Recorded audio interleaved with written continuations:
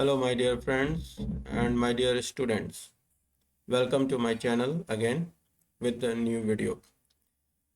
और वीडियो को स्टार्ट करने से पहले मैं आपको फिर से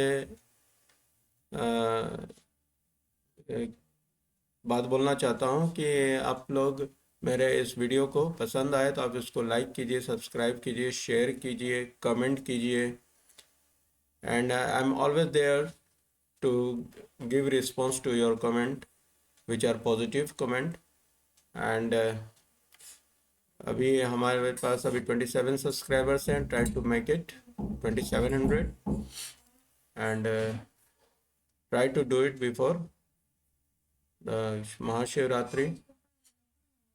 For this I shall be grateful. So let us start with the video. And first let me clear my console. आज के वीडियो में हम लोग एरे को ही आगे कंटिन्यू कर रहे हैं और आज की मेरी टॉपिक है concatenation. Do you know what is concatenation? Concat करना, किसी भी दो चीज़ों को जोड़ना, दैट इज अ कॉनकैटिनेशन. ये टर्म्स जो है हम लोग बहुत बार अलग अलग प्रोग्रामिंग लैंग्वेजेस में या हमारे एमएस ऑफिस के पैकेज में लाइक इन सॉफ्ट एक्सेल, इसको हम लोग सुने हैं और इसको हम लोग यूज़ भी किए हैं. लेकिन एरेज में हम किस तरीके से कॉनकैटिनेट करेंगे, किस तरीके से दो एरेज को कॉनकैटिनेट करेंगे, इसके लिए किस फंक्शन की हमें ज़रूरत पड़ती है, ये चीज़ें हम सारे इस प्रैक्टिकल में समझेंगे, देखेंगे और जानेंगे. ठीक है, तो सबसे पहले हम क्या करते हैं, फर्स्ट इंपोर्ट numpy, ये सबसे इम्पोर्टेंट है, एज np. एलियास कुछ भी हो सकता है, np भी हो, आप कोई भी एक वेरिएबल लिख सकते हैं, अपना नाम भी लिख सकते हैं, लेकिन उसी नाम को फिर आपको यूज़ करना होगा हमें numpy लाइब्रेरी को एक्सेस करने के लिए. ठीक है, अब हम क्या करते हैं, दो एरे क्रिएट करते हैं. एक का नाम हम देते हैं a equal to np dot array. ठीक है, और इसके अंदर एक लिस्ट देते हैं 1, 2, 3, 4 और एक एरे क्रिएट करते हैं b equal to np dot array और इसके अंदर एक लिस्ट तैयार करते हैं 5, 6, 7, 8. ठीक है, अब दो देखो, ये 1 डायमेंशनल एरे है, 1 रो है ना, और इसमें हम लोग क्या करते हैं, इसको कॉनकैटिनेट करते हैं. How will you concatenate? देखो मैंने पहले भी इस चीज़ को करके रखा हुआ है. ठीक है, अब इसको हम लोग सिंपली डायरेक्ट प्रिंट करते हैं. प्रिंट np से ही कॉनकैटिनेट को हम लोग एक्सेस करेंगे because it is a part of numpy. np dot concatenate, spelling हमेशा be careful with your spelling. देख लो यहाँ पे भी कॉनकैटिनेट लिखा हुआ है. ठीक है, अब इसमें हम आते हैं, एक चीज़ और बताएंगे. पहले भी इस तरह की चीज़ें होती आई हैं, 2 बार हो चुका है कि इसमें हम डबल ब्रैकेट देते हैं. ठीक है, और इसके बाद हम लिखते हैं a, b. कॉलन नहीं रहेगा, सिर्फ कॉमा रहेगा, a, b. ठीक, अब प्रिंट करके देखते हैं हम लोग डायरेक्ट. आया, देखो कॉनकैटिनेट हुआ. जब कॉनकैटिनेट जब भी होगा ना, तो प्रीवियस फर्स्ट एरे के लास्ट एलिमेंट के बाद हमारा सेकेंड एरे का एलिमेंट्स अपेंड होगा, है ना. Actually concatenation in 1D array means appending the sequence one after the another. ठीक है, अब it is also use to concatenate 2 और मोर 2D एरेज. लेकिन जब भी हम 2Ds और 3D 4D जो भी एरेज को हम कॉनकैटिनेट करते हैं, तो इसमें हम 2 पार्ट आ जाता है, रो वाइज कॉनकैटिनेट करना है या कॉलम वाइज कॉनकैटिनेट करना है. ठीक है, रो के लिए हम लोग जानते हैं कि x इज इक्वल टू 1 होता है, कॉलम के लिए x इज इक्वल टू 0 होता है. लेकिन हमारे numpy एरे में बाय डिफॉल्ट जो कॉन्केटिनेशन होगा, अगर हम कुछ भी रो एंड कुछ भी रो या कॉलम कोई भी एक्सेस अगर हम स्पेसिफाई नहीं कर रहे हैं, तब ये कॉलम वाइज कॉन्केटिनेशन होगा। ठीक है, तो अब करके देखते हैं। इसके लिए हम दो मल्टी डायमेंशनल एरे को लेते हैं। ठीक है, अब देखो, एक ये ले लिया,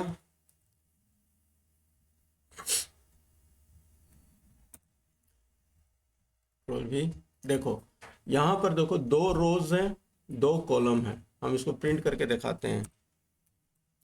रोज एंड कॉलम्स पे ध्यान दोगे, प्रिंट सी। ठीक है, देखिए दो रोज हैं, फर्स्ट रो एंड सेकंड रोज, और ये दो कॉलम्स हैं। क्लियर?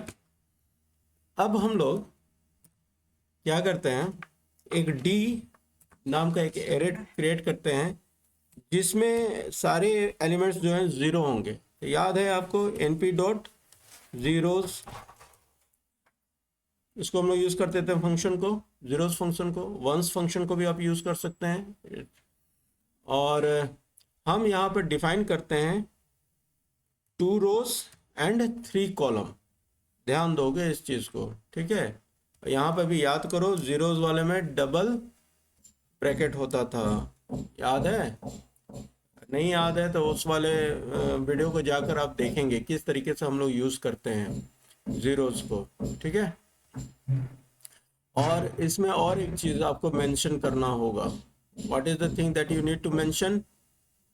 इसका डाटा टाइप क्या होना चाहिए, क्योंकि जब भी हम डी को हम यहाँ पे प्रिंट करते हैं, suppose date D is printed है।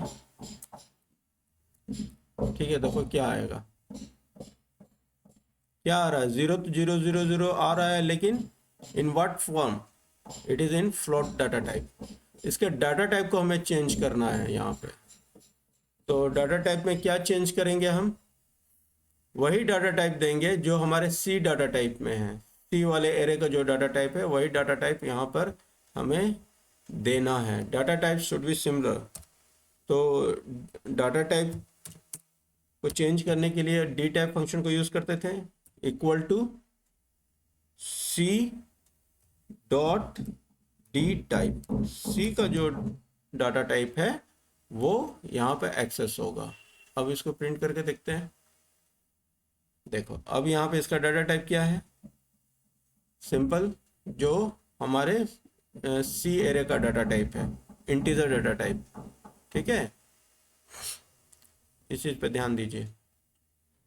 इससे पहले 0.0 आ रहा था, that is the float data type. इसमें हमारा डाटा टाइप भी सेम होना चाहिए कॉन्केटिनेशंस में। अब हम इनको कॉन्केटिनेट करते हैं। ठीक है, तो C और D को कॉन्केटिनेट करते हैं। ठीक है, तो लिखते हैं प्रिंट np डॉट कॉन्केटिनेट।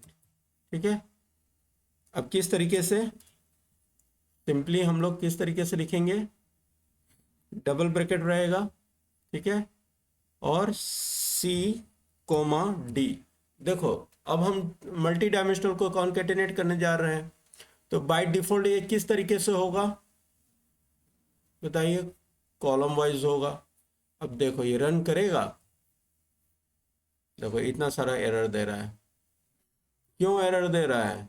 इसका वैल्यू एरर को पढ़िए ध्यान से, है ना? डायमेंशन शेप में यहाँ पर चेंजेस है। दो एरर्स हैं लेकिन देयर शेप्स आर डिफरेंट। ठीक है, क्यों? क्योंकि यहाँ पर हमारा कितना कॉलम है, कितना है? 3 है जीरोस वाले एरे में।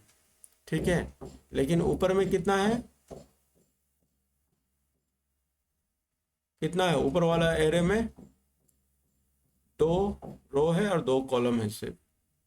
अब अगर यहीं पर अगर हम ये चेंजेस करें, सपोज दैट कि रो वाइज अगर हम एडिशन करते हैं, ठीक है, तो हम यहाँ पर क्या करते हैं, x इज इक्वल टू 1 लिख दे रहे हैं। x is equal to 1 means it is going to concatenate row wise. तो रो तो हमारा दोनों में ही 2 2 है, तो क्या होगा, सॉरी यहाँ पर कॉमा होगा, देखो रो वाइज में कॉन्केटिनेट कर दे रहा है लेकिन कॉलम वाइज में नहीं कर रहा है, क्योंकि कॉलम मेरा डिफरेंट है दोनों एरियाज में, लेकिन यहाँ दोनों एरियाज में रोज सेम है, इसलिए row wise it can concatenate. ठीक है, अब हम इसी को कॉपी पेस्ट करते हैं। अब हम चेंजेस करके देखते हैं क्या चेंजेस होगा। कमांड यही लिखते हैं। अब हम यहाँ पे x इज इक्वल टू 0 लिखते हैं। ठीक है, तो नहीं होगा, ये तो हमें पहले से ही मालूम है।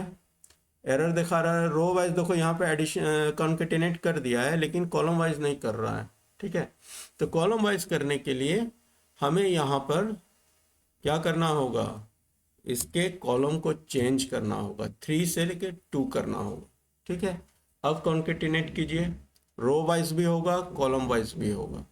अब चीज़ें समझ में आएंगी आपको। देखो अब ये क्या हो रहा है, ये कॉलम वाइज हुआ।